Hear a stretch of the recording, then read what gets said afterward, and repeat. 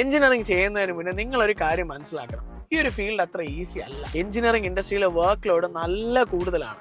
അപ്പൊ പാഷൻ ഇല്ലാതെ ഒരിക്കലും നിങ്ങൾക്ക് സർവൈവ് ചെയ്ത് ഇതിൽ മുന്നോട്ട് പോകാൻ കഴിയില്ല. പാഷൻ ഇല്ലാതെ ഈ ഒരു ഇൻഡസ്ട്രിയിലെ വർക്ക് ലോഡ് എല്ലാം എടുത്തുകൊണ്ട് എഞ്ചിനീയറിംഗ് കമ്പനീസിന്റെ റിക്വയർമെന്റ് പ്രകാരമുള്ള സ്കിൽ സെറ്റ്സ് ഒന്നും ഒരിക്കലും നിങ്ങൾക്ക് ഡെവലപ്പ് ചെയ്യാനും കഴിയില്ല. 2025 എഞ്ചിനീയറിംഗ് ഗ്രാജുവേറ്റ്സിൽ 17% സ്റ്റുഡൻസ് മാത്രമാണ് ജോബ് കിട്ടിയിട്ടുള്ളത്. ഇതിനർത്ഥം ഇന്നത്തെ കാലത്ത് നിങ്ങൾ ഒരു IIT പഠിച്ചതുകൊണ്ടോ അല്ലെങ്കിൽ ഒരു വലിയ ഇൻസ്റ്റിറ്റ്യൂഷനിൽ പഠിച്ചതുകൊണ്ടോ ഒരു കാര്യമില്ല. ഈ ഒരു കാലഘട്ടത്തിലെ കമ്പനീസ് എല്ലാം സ്റ്റുഡൻസിന്റെ സ്കിൽ സെറ്റ്സിനും ടാലൻസിനും മാത്രമാണ് ഇമ്പോർട്ടൻസ് കൊടുക്കുന്നത്. സോ അതുകൊണ്ട് എഞ്ചിനീയറിംഗ് സെലക്ട് ചെയ്യുന്നതിന് മുന്നേ നിങ്ങൾക്ക് അതിൽ പാഷൻ ഉണ്ടോ എന്ന് ചിന്തിക്കുക. എഞ്ചിനീയറിംഗ് ഒരു ചലഞ്ചിങ് ഫീൽഡ് തന്നെയാണ്.